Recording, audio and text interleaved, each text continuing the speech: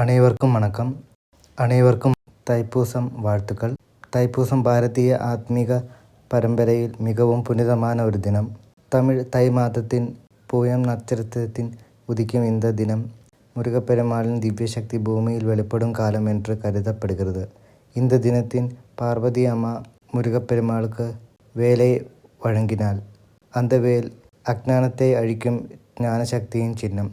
அதன் மூலம் முருகப்பெருமாள் அதர்மத்தை வெல்லினார். அதனால் தைப்பூசம் ஞானத்தின் வெற்றியை குறிக்கும் தினம் ஆகும்.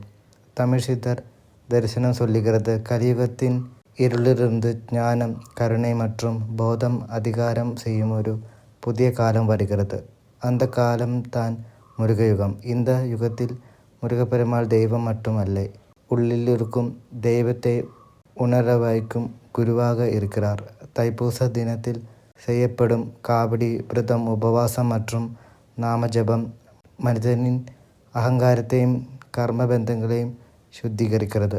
ஆகவே தைப்பூசம் ஒரு நாளுக்கான உற்சவம் அல்ல, அது முருகயுகத்துக்கான ஒரு ஆத்மீக அழைப்பு.